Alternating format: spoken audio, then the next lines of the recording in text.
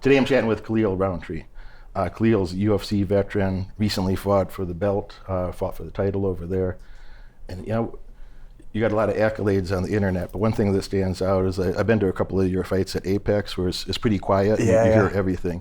And you kick so fucking hard, man. I hear you, and I'm like, oh shit. Yeah, thanks. Yeah, like I'm not saying it for this interview, but of all the people that interview, like it really stands out. It'd be like, damn, that guy kicks hard. Like, that's amazing. I'm glad you got to see the fights at the Apex. That's actually one of the reasons why I liked fighting there, because I like that quiet. It's like real intimate, and you can really hear the impact or the thud of people's punches and stuff. So I'm glad you got to see one of my fights there to really get the, really get the feel of what's going on and what I'm working on. Yeah. You ever kick that power meter over at for people that don't know, there's a place in a UFC building called the Performance Institute, and they have like a metered thing, power block or something it's called, that you like punch it or kick it. You ever kick the thing?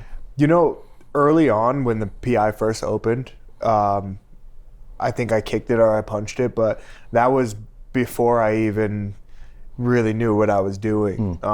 My kicks didn't get the way that they did until I went to Thailand. So then they told me how to like properly throw a kick with power. So when I went back to try it again, they told me it was broken and shut down. So yeah, next time I go, when it's working, I'll put up a video or I'll send you something just to see. Text me the image. I'll send you a picture. I want to kick the thing myself, but you know who Ong is? A guy named Ong La and Sang. He was of course, one championship. Of course, so Ong really helped me clarify a couple things. I was doing good with kicks, but a thought that he put in my head. He's like, you can't think about kicking. You're not just kicking the bag. So you have to think like kick through the bag. You have to think like a katana that you're slicing through it. And it sounds like some Mortal Kombat or Street Fighter shit or something from, which I just dated myself knowing these video games from 30 years ago. But, he said like you got to think of like your leg like going through your opponent. You're not just kicking them. You got to go through them. Yeah. When I changed that thought in my head, then say a liver kick would come out a lot like. Yeah. If you think about it, the person's just there, the target's there. But if you think about stopping there, then the force stops there too. But if you think about just going right through it, then whatever's in front of you is going to take all that force, right? Same thing with like a baseball bat. If they stopped the bat right at the ball and didn't swing all the way through, it wouldn't send it. So I think Ong was definitely on point with giving you that little detail. Another thought I've had about this, when it's one thing to kick the bag. Okay, I got a 200-pound bag at home. Kick the bag, great. Different thing to kick with the same type of power in a live scenario. And you're doing that. You're kicking quite hard against an extraordinarily high-level fighter. In a live scenario. Are those even full power kicks, or you got to throttle that back to be more focused on accuracy and getting to 70-80% power and good accuracy, or how are you thinking about it? I think it's the latter. Yeah, I try to throw them as hard as I can without going off balance, or like let's say if the guy just ends up stepping back and then now I'm like full 360. It's just like I want to make sure that I'm on balance. But I think the idea is analyzing the target and then just trying to generate as much force as I can, still thinking through, but not like I'm not sending it just like as I would on the bag, because the bag's stationary, especially like yours and mine, 200-pound bag, and it's not going to move. So I have to take into consideration that there's a moving opponent. I'm not just going to, sell out on a kick, but I'm still going to have the same concept as I'm going to throw it. It's going to be powerful, and I'm still going to focus on let me go through the target, but let me at least have enough balance to bring myself back if I miss. So when I heard those land at the Apex, those aren't even your hard kicks. Those are the 60-70%. I'd say like max 80, 85. Yeah, max 80, 85. Fair, man. What got you interested in MMA early on? What's your early life like or childhood like that that journey led to your current circumstance? I have a pretty interesting background in coming into MMA. So I am a Las Vegas native, and my whole childhood, so growing up in Las Vegas 20 years ago, 30 years ago, it wasn't what it is today. really all we had were like the local kind of station casinos. We had the Strip, but for the people who lived here, the jobs were more like either work at the hospital or, you know, the parents work at like, you know, like a pub, or the city wasn't really buzzing outside of the Strip. So for kids like me, there wasn't much to do.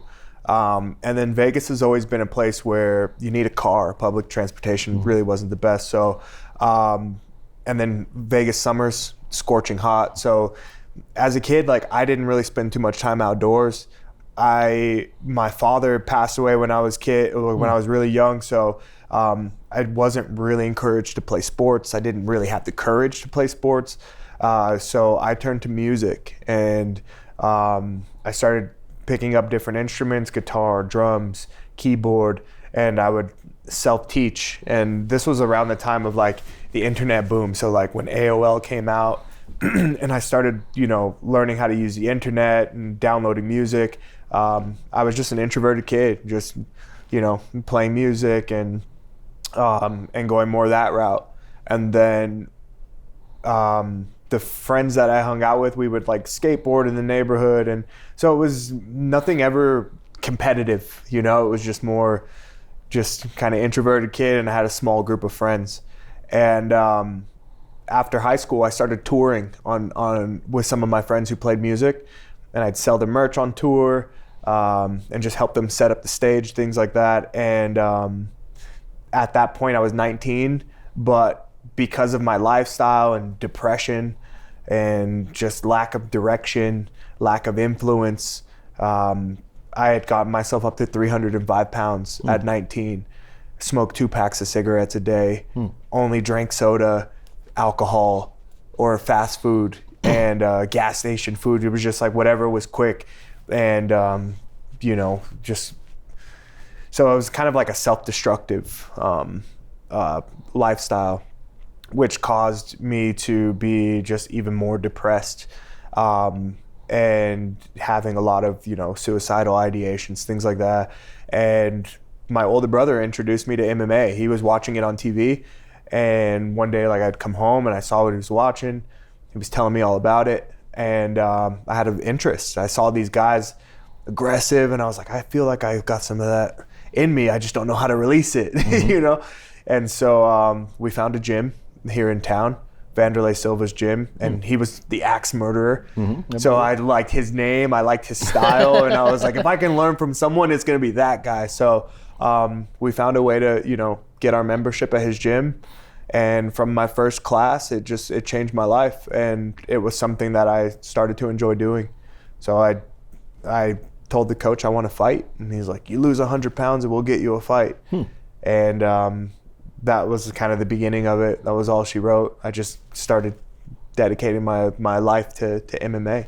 You said 15 things in there that I'm excited to talk about, but a brief aside is Rich Franklin is a friend I've trained with, you know, a couple times a year. He stops over and we'll train together for 4 days Great or guy. so. And so I was just talking with Rich a couple weeks ago that, you know, he had fought Vanderlei a couple times, and he said, this fucking guy is so tough. He had said good things about him, you know. Yeah. But how is he as a person? I never met him, but I remember him looking menacing, you know, at the way he would, you know, look before a fight. He's trying to be intimidating and kind of menacing. I think that it was an even like equal balance. He is that crazy. That wasn't an act, you know, like when he's in the cage and this wasn't to try to intimidate the guy. He taps into that. But on the other side, you know, when it's not fight time, he was the coolest guy. He taught me so much. He's one of the guys that really taught me to be a fighter. I think that's a lot of where my fighting spirit comes from, the aggression that I have and the relentlessness that comes out of me. I think that comes from Vanderlei and sparring with him when I didn't even know what I was doing. You know, I was just an amateur guy, you know, just trying to learn, and because there was not really many people his size in the gym, they kind of threw me in the cage with the lion. And I was just forced to kind of figure it out. And so he brought that out of me, and he was, you know, in my corner for a lot of my amateur fights, for my amateur championship fights. And I'd say, like, he did a good job at, like, taking care of me and showing me what a life in the MMA world could look like. And so all of that to say, he's a great guy. He really is, like, genuine heart. Going back to some of your upbringing or childhood stories or foundational things, there are several things you said that I found relatable that I didn't know much about your personal life at all. I saw those leg kicks and I was like, that fucking guy. And then I had a couple other friends that know you. Frank Muir is a friend of mine that's trained with several times. Love Frank speaks very highly of you, and a couple other guys at the gym. Sweet. But yeah, in any case, I was a little fat kid too. I was, 180 some pounds by like 5th grade, pushing 190. And then, and my mom was a fatty. My mom was like 312, like 320 at times, like 5'5", 320. It just looked terrible.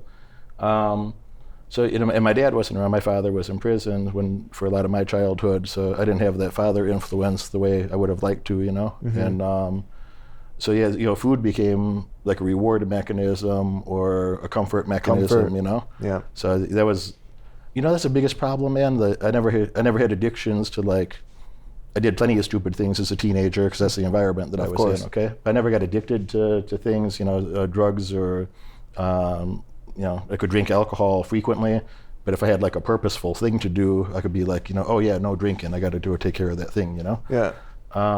But fucking food, it was hard for me to monitor or to pull back on that different times because, I was a kid and that's the way I was raised. So as an adult, I really had to work on that to not be an obese adult. Yeah. But I remember you said the sodas and shit. And I said, well, when I wanted to like not be fat, but when I was a teenager, I was like, all right, maybe if you didn't drink 10 sodas a day and eat like 4 candy bars, like what would happen? Yeah. So I just stopped drinking soda. Yeah. And I still don't drink soda ever because it's not like I'm gonna have a sip of soda and relapse or something. Yeah, but I'm just like, why would I drink soda? Like, Yeah.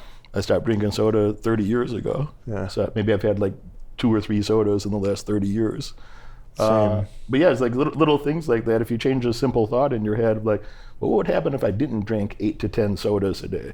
Yeah. What would happen if I didn't have 3 or 4 candy bars every day? Well, yeah, there's going to be results, Yeah, man, big results. And I didn't realize how much that stuff had a hold on me, and how much like drinking, 2 liters of soda a day, Dr. Pepper, like Mountain Dew, and just like that's all I wanted to drink, and I didn't really know this stuff's got me. You know what I mean? It's like I think it's like, oh, it's simple. It's everywhere. It's in every refrigerator. It's in every gas station. Like, okay, it's fine. It's normal. And so like, if I'm, outside or whatever, oh, yeah, grab a soda. I'm thirsty in the middle of the night, grab a soda. And it's just like, I never was really looking at like what 190 grams of sugar per day was doing to my body and to my brain and to my kidney and to my liver. And not only that, smoking 2 packs of cigarettes a day and only eating stuff that was like not beneficial to the human body. Like there's no nutritional real value in the stuff that I was consuming. So the moment I started training MMA and seeing like the guys in the gym, they like bring their food, they're eating like chicken, broccoli, didn't see one thing of soda in the gym, and no one smoked. And so my first training session, I just remember like, I like this so much, but I feel like I'm gonna die. I was like, I honestly feel like I'm gonna pass out and have a heart attack right now. And that was the day that I kind of made the decision. We were like, what would that look like if I didn't do this stuff? And I was like, okay, what does it look like if I start to eat what this guy over here is eating? Wow. Like, what are you eating? Oh, this is just some chicken, some broccoli, some brown rice.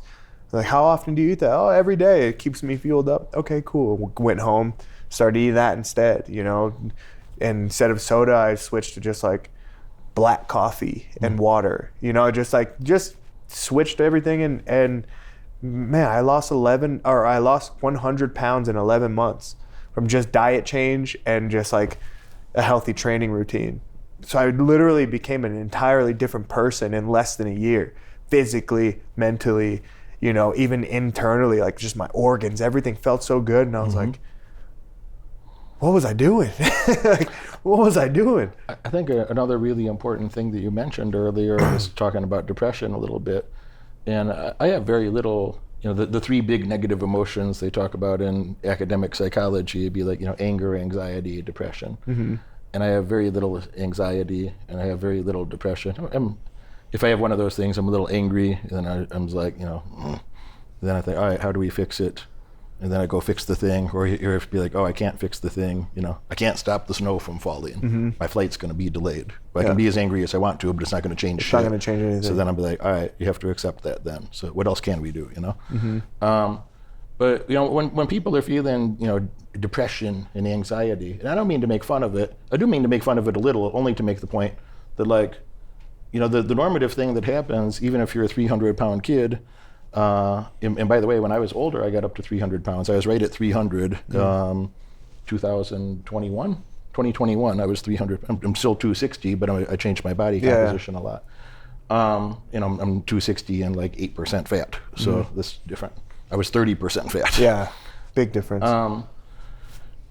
Your body's you don't need to take a pill, like if you're depressed or anxious, the doctors want to give you medication for shit, and like maybe just don't drink those two liters of soda. Maybe I just shouldn't drink 10 sodas. We're both drinking a gallon of soda. Yeah. Maybe we shouldn't drink a gallon of soda per day. Yeah. Would that help with your depression and anxiety? Yeah, it would. Yeah. Maybe you should eat some of that chicken and healthier food that you mentioned. Like, would that help? Yeah, it would. So I think there's a lot of people that are being medicated for things. Is like, that's the worst thing that could possibly happen is to take some medication and then keep engaging in bad behaviors, and that's like a masking agent, instead of just being like, oh, like my body is giving me feedback, or my brain is telling me that I'm doing something Need to wrong. make a change somewhere. Yeah. I'd say, for a vast majority of cases or claims of depression and anxiety, I think there are a lot of things to check first. It's like, okay, check overall health. Are you overweight? Are you obese? What's your diet look like?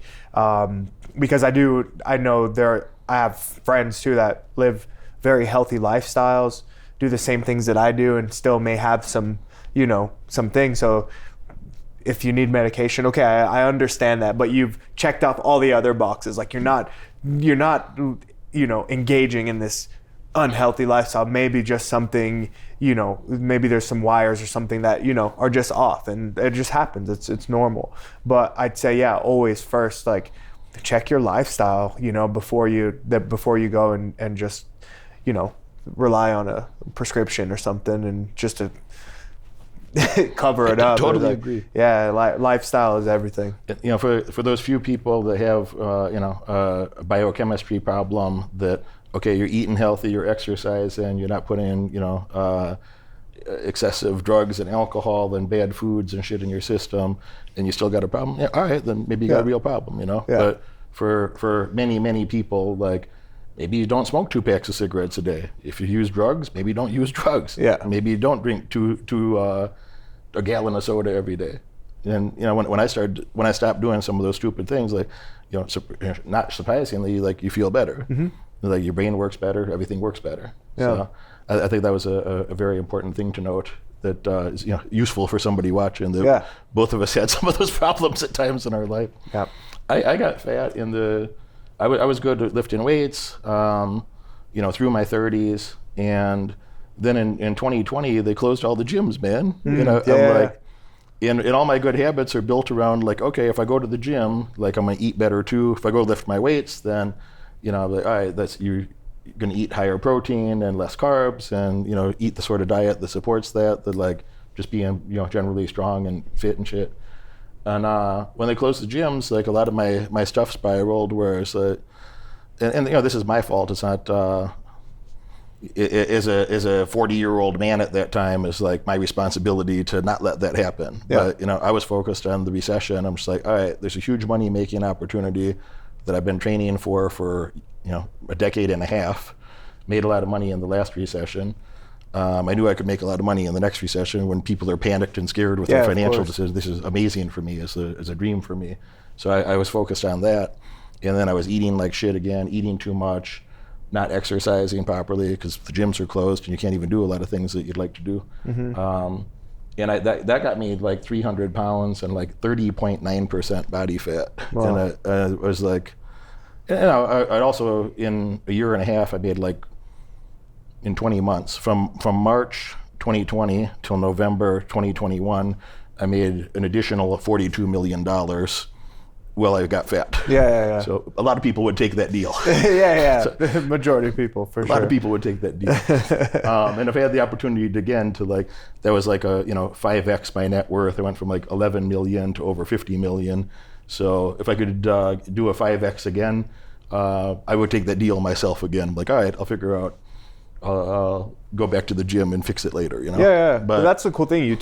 You acknowledged it, right? And like you knew what was off. And you came back to what you were. You didn't just like sulk in it, like, oh man, it's like, yeah, you knew what the cause was.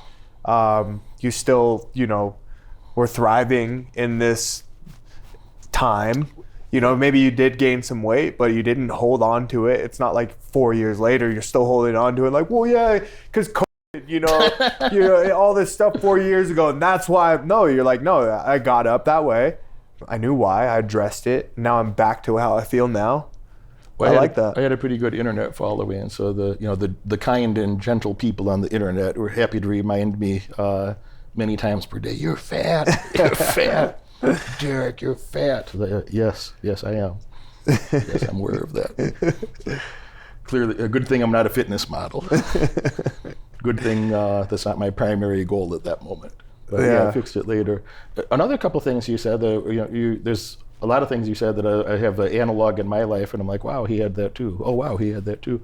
Is when I'm not the type of guy. When I wanted to get leaner, I'm not the type of guy that's going to go like on a treadmill or I got to go do something, And I was always interested in martial arts, and I didn't start training in martial arts until I was like 41, and so yeah, like November 2021, I started training, and I knew a few guys. I'd known Jake Shields for a while, and I asked him if he'd come train with me and help me with some grappling. And Paulie Malignaggi was a friend who was a like 5-time boxing champion. Yeah. So Paulie's like, Paulie wanted me. I was 300 pounds, and he wants me to move like a 150-pound boxer, Yeah. And he don't know any, neither of us know any better. Yeah, of course. And he told me from the beginning, he's like, Derek, I never trained nobody. I'm not a trainer. I'm not a coach. I'm like, well, you're a 5-time world champion, and I bet you know some shit about boxing that I don't know. Yeah. So, let's try it. And we worked together for a year and a half. Every month he'd come over and stay with me. So shout out to Paulie. Yeah. So maybe we trained together 60 days or something, But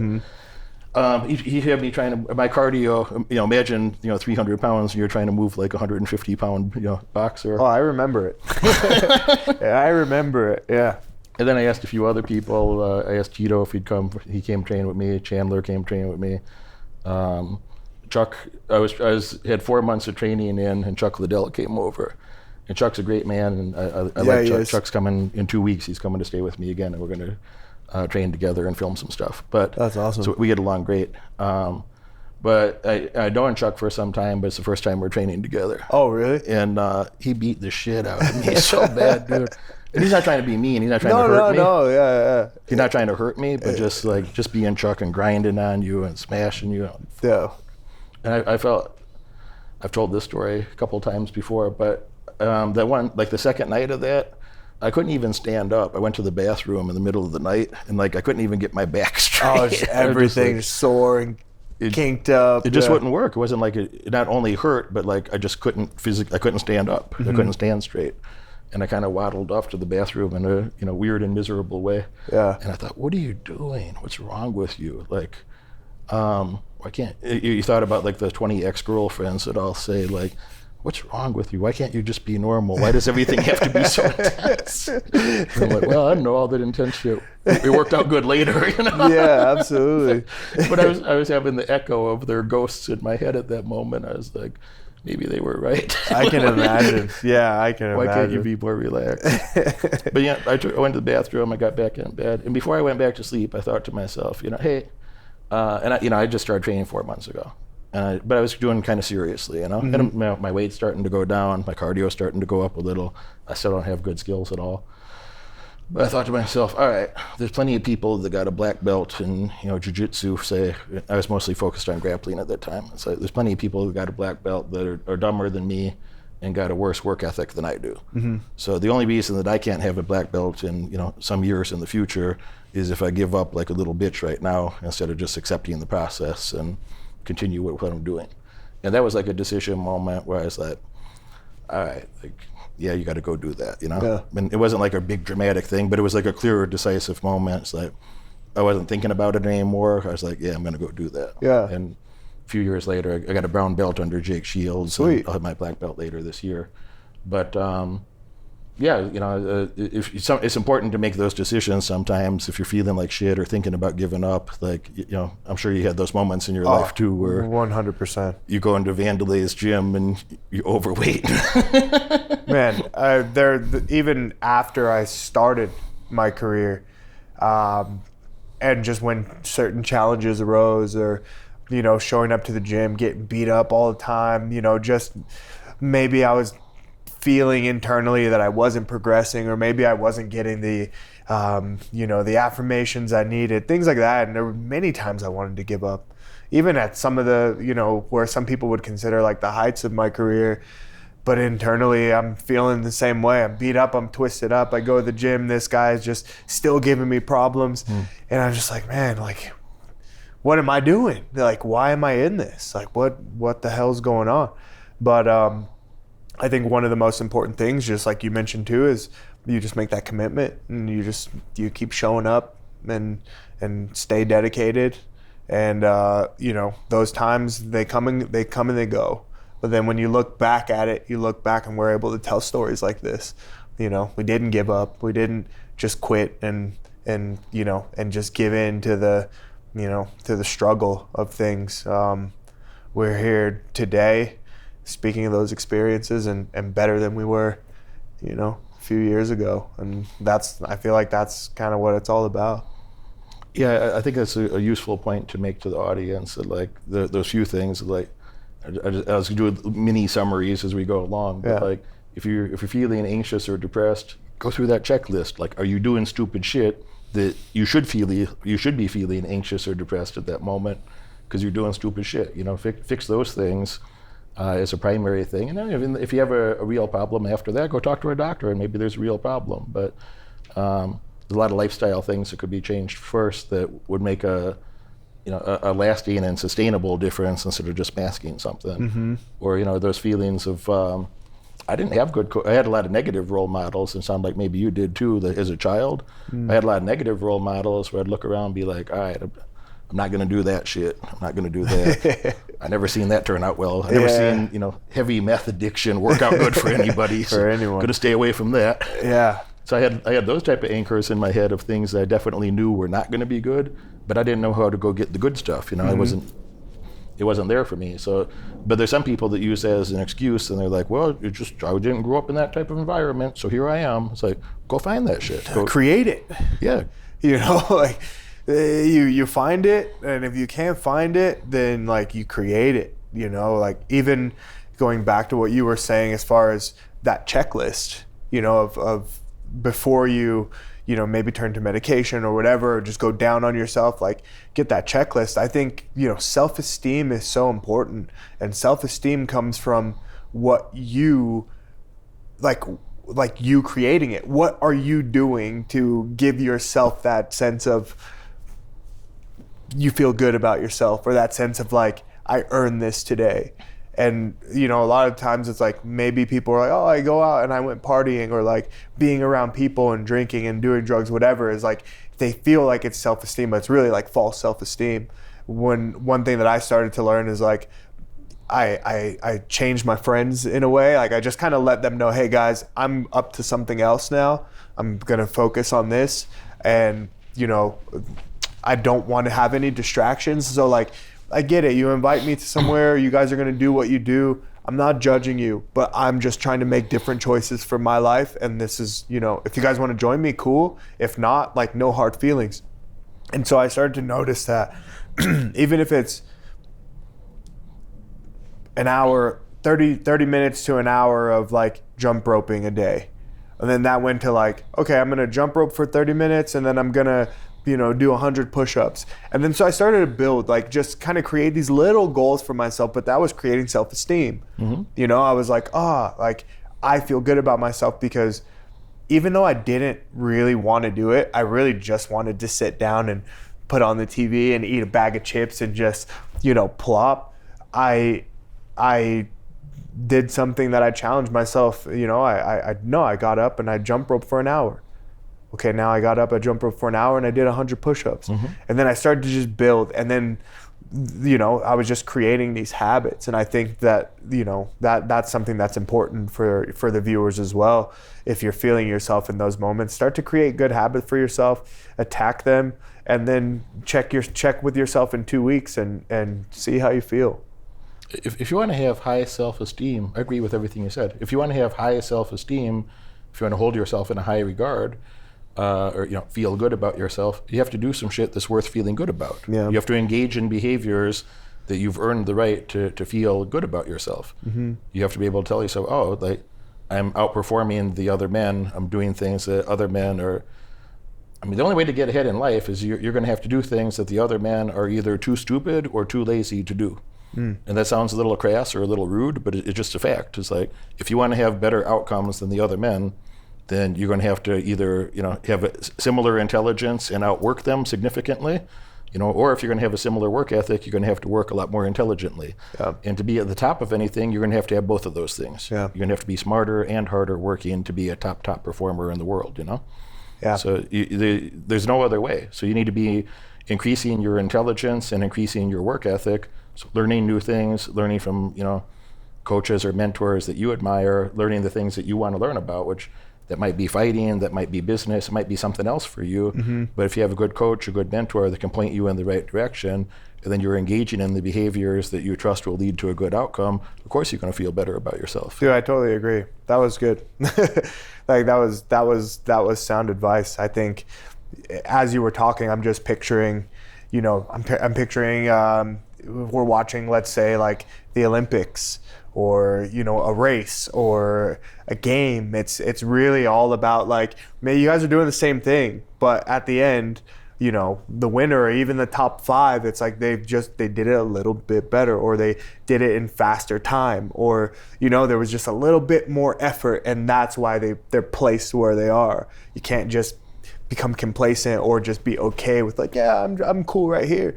Fine, that's fine if that's where you want to be, but if you really have this desire to be at another level, like it just takes a little bit more work. It takes a little bit more, like it just takes the little extra. You just gotta do a little bit more to have a little bit more. Yeah.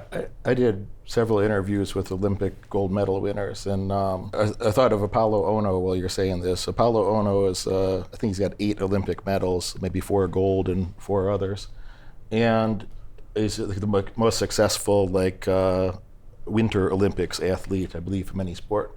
So he's a speed skater. He's a small guy, speed skater. And he would talk about it, just like built into his brain. He wasn't trying to make the point. It's just the normal language that he uses. And he said, like, when he was preparing for, after he won some medals earlier, and then the second Olympics, he won some more. And by his third Olympics, he's like, I'm getting older, and the level of competition is getting tougher. And the things that I did previously are no longer sufficient that it wouldn't be competitive for a gold medal. So he said he had to rework a lot of things in his training and his diet. And he talked about being within like 2 millimeters of an ideal placement at any given time. He said you have to be within about 2 millimeters. And the second comment he made was about his diet. He said for the last 10 months leading up to that Olympics, he said I didn't have 1 almond more or 1 almond less than my coaches told me to have. I just followed the instructions precisely. And he got himself another gold medal.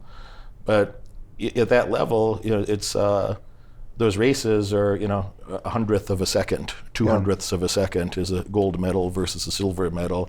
It's not a second or two. No. 100th yeah, of a 100th second. of a second. Yeah, and that goes back down to those little things. The one almond thing, it's a mindset as well. It's not that him having one almond more or less is really what made that difference, but mentally, it's like he's locked in. He's like, he's committed. He's made this agreement, to just do things thoroughly. I think that's the stage that I'm entering right now in my life and in my career, because I just fought for the title, but I fell short. So I'm like, no, I'm going in now. Like I've got to take it to that next step. And for me, it's on a daily basis, like just making sure that I'm doing things thoroughly to the smallest measure. It's like, put the toilet seat down, fucking put the lid all the way on, make the bed, just making sure that things are thorough through and through. When I'm training, not just showing up, clock in, check out. Like, no, everything intentional, thorough. Make sure that like I did it the way that it's supposed to be done. And those little things like that, like they pay off in other ways, like, but it takes practice. I didn't realize how many things I was kind of, leaving undone. Just like go in the kitchen, okay, boom, put this glass here. And I just look, I'm like, you know what, there's a place for it. So let me put it here. Okay, cool. Like, and then I feel, okay, it's the smallest little thing, but I'm like, okay, like I've paid attention and I put something right where it belongs. And hopefully that mentality, it continues to just grow, and I'm just more thorough in what I do, so that when it comes time for competition, or it comes time for, whatever it is, not just competition, but just in life, it's just, I feel that when I walk in the door, like I'm a thorough person, I think these things pay off, and I've had numerous, I hate to say critic, that's a stronger word than it needs to be, but people around me are like, you're so precise and you're kind of intense, and I'm like, yeah, no shit, like it's not possible to go from the environment that I grew up in to my current circumstances without paying attention to the little details. Mm-hmm. Like, it's not possible. So then, later in life now, where I could be more relaxed, I'll totally admit this is like a fear-based thing, and some broke, smelly hippie out there is going to say, well, you're living in fear, Derek. Yeah, I am living in fear. I'm living in fear of being poor. I'm living in fear of being fat. I'm living in fear of plenty of things. And that keeps my ass in check, that mm-hmm. I create good accountability mechanisms, or little precise things like you said. Like, I don't buy anything that I don't know exactly where it belongs in my life, I don't buy just junk or trinkets when I travel. I don't want to buy anything. So where does it go precisely, and what purpose does it serve? And if not, I don't want it, And I think about a lot of things, those little details you said, put the bottle cap on right, do all those little things. My favorite compliments, if somebody comes to my properties, and I have a large place in Chicago that we get people coming and going all the time. I film a bunch of stuff there. I got fighters there 200 days a year. We're training, we're filming, we're doing stuff.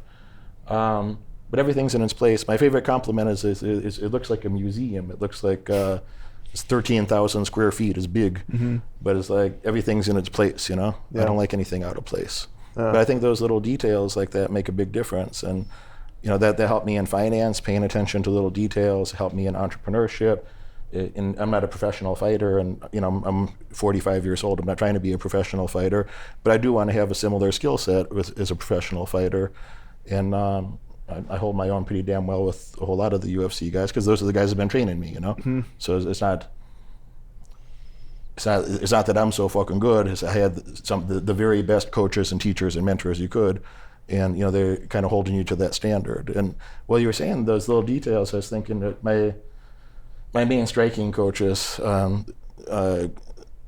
Lyoto Machida and Glover Teixeira, put together like a belt system, like a Kempo karate. I'm really mm-hmm. learning MMA striking. It's not traditional karate, but mm-hmm.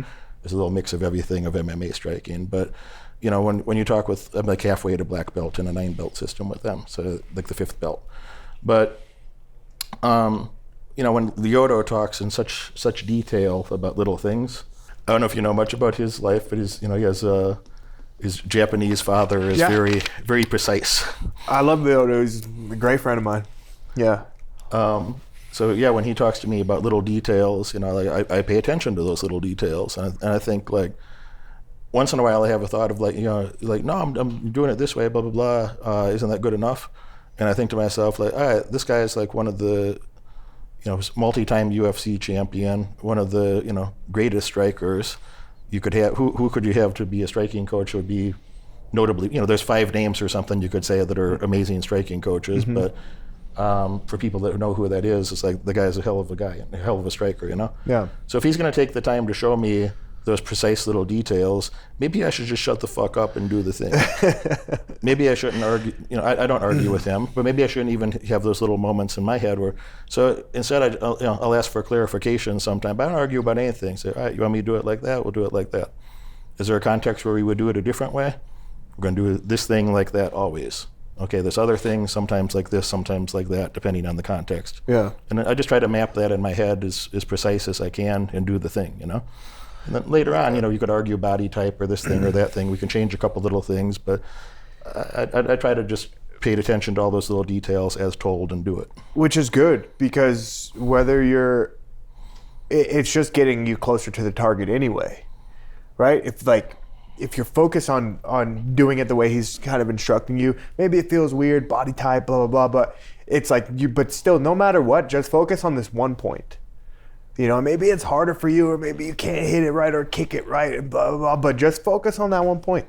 And like all of that, your foot's not going over here, your punch is not going over here.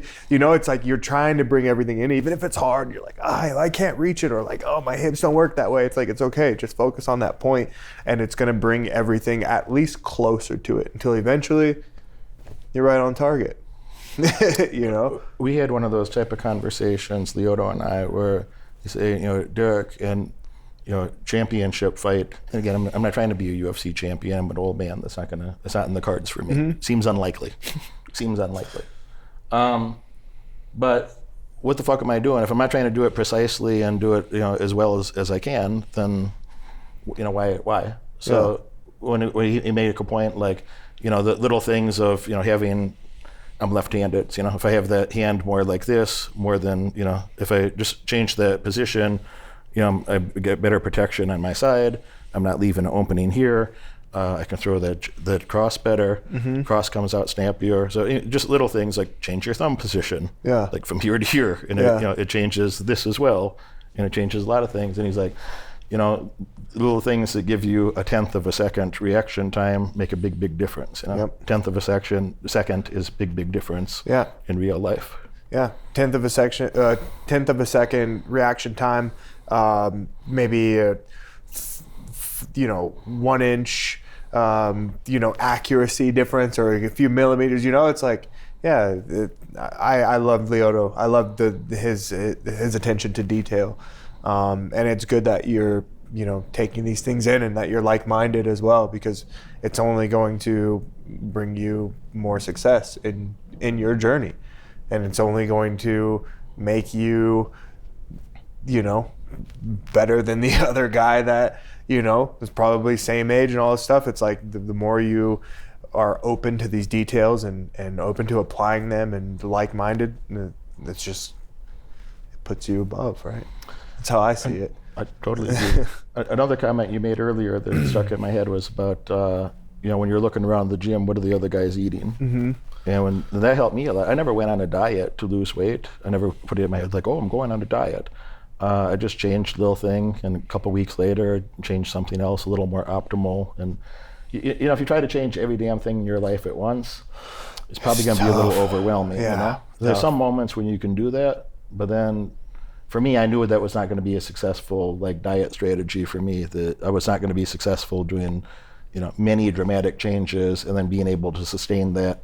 If I'm honest with myself, I wasn't going to do that at that time. Mm-hmm. But I noticed exactly how you said is like, Lyoto comes over and he's a little bit older than me and is 6.5%, 7% body fat. Or Rich Franklin comes over and he's 5 years older than me and also 5%, 6% body fat. And then it's hard to eat a lot of French fries in front of when you're sitting at the table and you watch what they're eating and you got a big plate of French fries. It's not that they're not saying anything about it. But I'm like, what are you doing right now? Why are you doing this? Mm-hmm. So and it's not just because they're there, but then it just made the note to me like, all right, if you want to be leaner like that as a man in his 40s, 50s, like you're gonna have to eat more like that, And it was very easy for me to shift that way of thinking, that you're gonna perform more like other people in your environment. And if you're in an environment with a bunch of people that are making bad decisions, it's gonna be easier for you to continue to make those bad decisions. 100%. And if you put yourself in an environment where maybe you're the worst performer there in the short term, but you're paying attention and fixing things, then you could be well respected or even elite in that environment later if you did the right things over time. Mm-hmm. I think one thing that's, every time you talk, I kind of get these like just visions in my head. That's just how my brain works. But I think about a lot of the times, maybe you don't want to be in, let's say, like a gym environment, right? But you want to have a similar build or body like these guys. You want to have low body fat, but you don't necessarily want to be in this like gym environment. You feel comfortable in your environment. So a lot of the times it's really like you can be that guy in different environments. Like Lyoto, if he's coming to your house, it's like that's not necessarily his environment, but he's bringing, he's bringing his lifestyle to your environment, which kind of makes a change. So you can be that standout guy in whatever environment you want. I can still, if my friend's having a get together, it's my birthday. Okay, we're gonna go to a bar. I don't drink, but I can be in that environment and be comfortable with the guy who is drinking a mocktail. It's like, so not to say like, no, I don't go to bars anymore. No, it's okay. Okay, I'll show up. I'll celebrate with you. But like, I'm gonna bring my own lifestyle to the environment and not try to feel like I'm in a foreign place. It's like, no, okay, cool. I don't drink. Okay, what can I do? And I'm still having a good time. I'm not just the guy that's like looking at everybody, So it's okay to be that person too in any place. Like, just be confident in yourself and your choices and your decisions, and you can really help change someone else's life too that way. Yeah, 15 years ago, I was at the bars here. I was at Dre's nightclub in the basement over there, long time, 15 years ago. And I was drinking a lot of vodka and Red Bull at the time. And I'm not getting drunk, but I was going out with friends. I had a business that was related to nightlife. There'd be in a lot of nightlife venues. I'm getting paid a lot of money from clients to be in these nightlife venues. And then everybody wants to buy you a drink. So, I'm having, on a light night, I'm having like 6 drinks, 8 or 10, and I'm not drunk, which is more alarming that you could have, 8 or 10 vodka drinks, and that's normal, Yeah. And I remember thinking, so one day I'm at that club, and I'm gonna order another drink, and Rashad Evans comes right next to me. I never met Rashad before, but I was aware of who he is, and Rashad comes next to me on my side here. And I kind of looked over and kind of did a double take, and I'm like, hey, I said, let me get you a drink. And he said, oh yeah, that'd be, thanks, man. It was, just water. And I got him, a bottle of water. And I thought, well, I think he was champion. He either was champion at that time or became champion right after. But I'm like, oh, that's why he's like in the spot that he is. He's not having he's not drinking 8 vodka drinks in the nightclub, He's drinking a bottle of water. Yeah. And so that was an early anchor like that, from the fight community that I remember. And he and I ran into each other 10 times after that and kind of became buddies. But I never see the guy. He's not out drunk and doing stupid shit at that time in his life during his career. Maybe he had a more relaxed lifestyle than years later. But at that time, he was very focused. And those things stood out in my head. Like, oh yeah, if you want to be high performance at anything, you can't be doing things that would impair your ability to do so. You can't be poisoning the system. Yeah. Let's talk about a couple challenges. So you got big fight coming up soon. Yeah. How are you feeling about that? I feel really good about this fight coming up. Jamahal Hill, yeah. Yeah, Jamahal Hill, April 26th in Kansas City. It'll be my second main event, so that's pretty cool. To be the top of the marquee.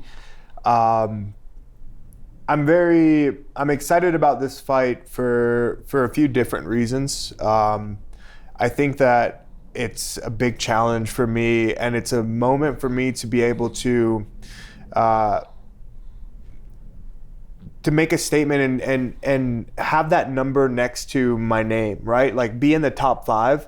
And I think a win over Jamahal Hill really helps solidify maybe some of the question as far as like what number's next to my name in the rankings, you know?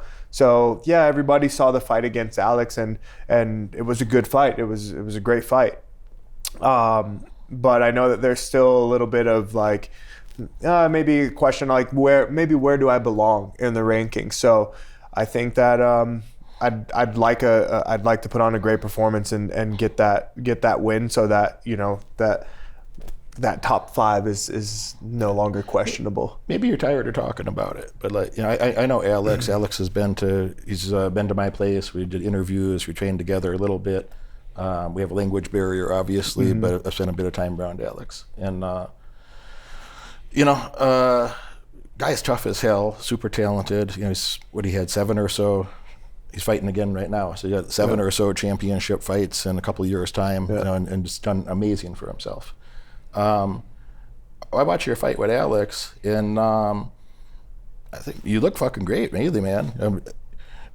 I don't know you, and I do know him, so you know, awkward conversation. But I'm thinking, you know, I'm concerned for Alex because I know the guy, and you know, Glover's my coach, Glover's my close friend. Alex has been very thoughtful and generous with me with his time and whatnot. And you know, I want Alex to win, and you've given him a hard time those first couple of rounds. Yeah, and I don't think it hurt your reputation in any way. How that fight went, you're going 4 rounds and you had great momentum early. You look fucking great, man. Yeah, thanks. It was. I was very focused on that fight, and I really wanted to fight Alex, and nothing personal. I just everything that people say about him and his skills and his striking, and like I just, as a striker myself and as someone who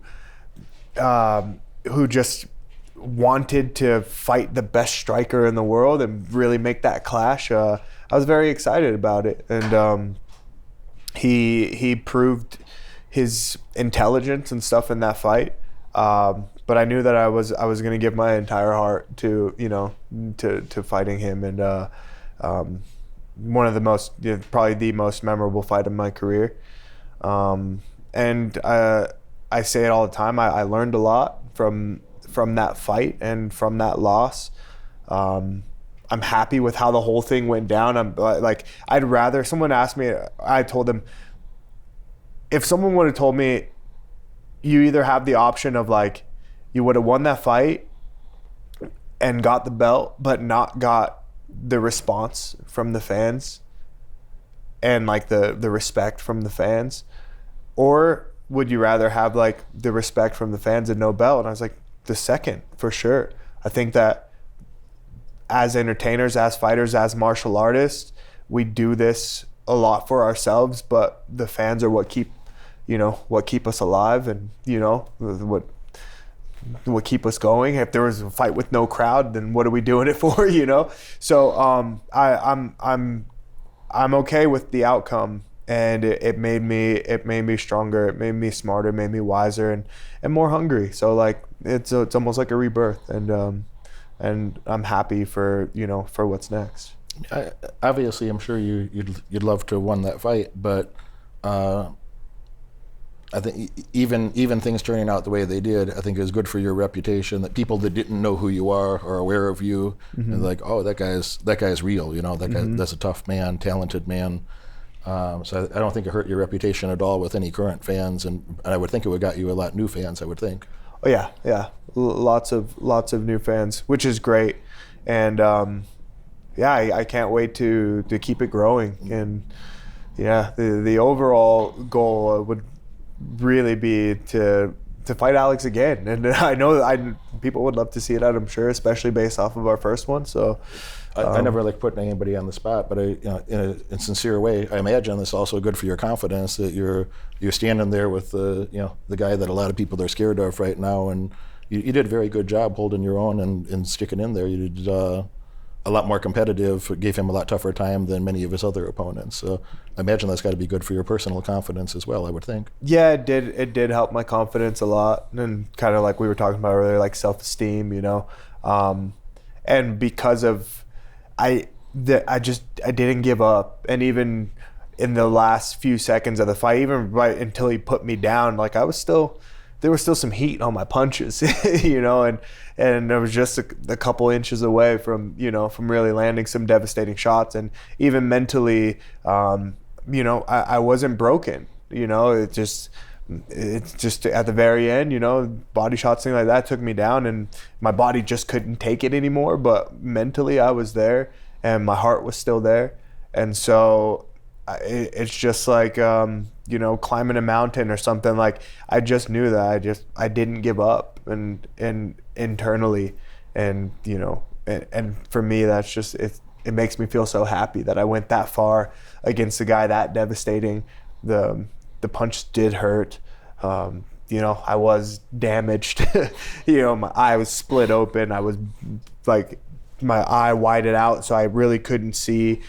Like, it wasn't just blurry, it was just white, like I could not see at all. Nose, everything. I was just as damaged as I could be, but I was still in it. So after, I look at myself and I think about myself, and I'm like, wow, like, I'm capable of a lot. Like, I'm capable of going through hell and still being okay, and not being afraid of going through hell. So I think it does a lot to confidence. Are you totally focused on Jamahal at the moment, or do you have somebody in mind or a path in mind that I would think if things go well with Jamahal, things go well for you against Jamahal, that one more fight you'd be back at a title shot or right up there, I would think. If you beat Jamahal and then beat somebody else, you'd be right back at. I mean, my total focus is not necessarily on one person, it's on the belt.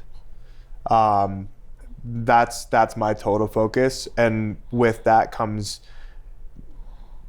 focusing on me doing the right things. My next challenge is Jamahal, and I'm not looking past my next challenge.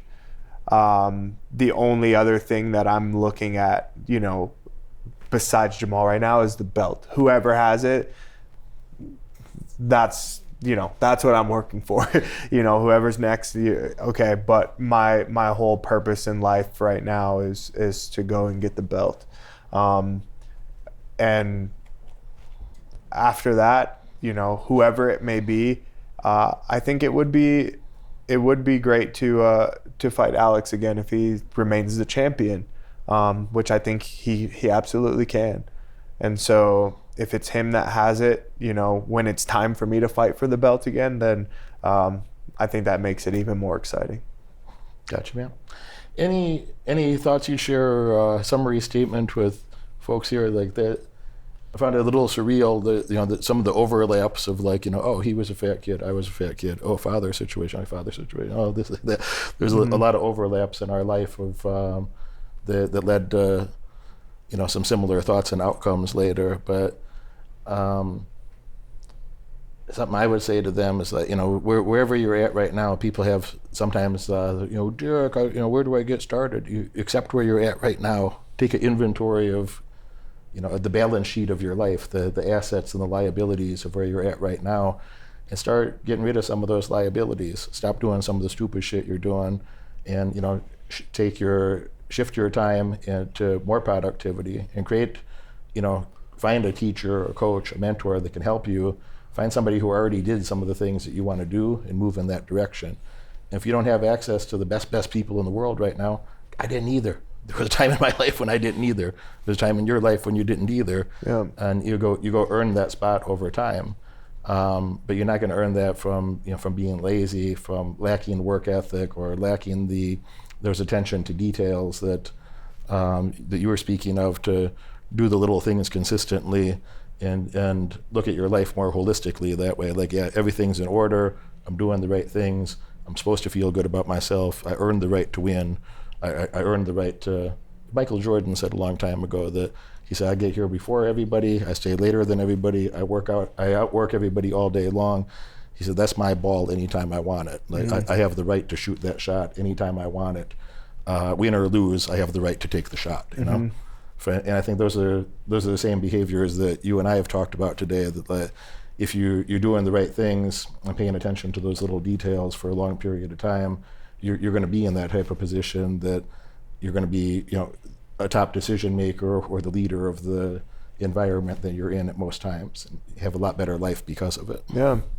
I think one thing I would definitely say that's kind of current and present in my life right now, that would be a little bit of like, I guess, advice, is the things that are, it's like, what are you doing when no one's watching? Those are the things that are the most important, you know, because yeah, you may not be surrounded by the right mentors. You might not have the right people in your life right now. You might not have, you know, certain opportunities right now or even within the next month. But whatever you're doing on a daily basis, when no one's watching, when nothing really matters, is what's really going to help you when those opportunities do come up. You know, what are you building yourself? What are you building? What are you creating for yourself that makes you deserve the opportunity when it presents itself? Or if you come across someone who is, you know, a master in whatever field you're interested in, you know, are you prepared for that moment because of what you've been doing, you know, behind the scenes? Yeah. When I got the Alex Pereira fight, I was still training. I didn't know when I was going to fight again. I didn't, you know, it's not like this is something, it just, the phone call happened. Hey, you're fighting Alex next month. I'm like, okay. I had no doubt. I had no question because of the stuff that I was just doing that when no one was watching, you know. What books was I reading? What was I feeding myself with, my soul, my mind with, to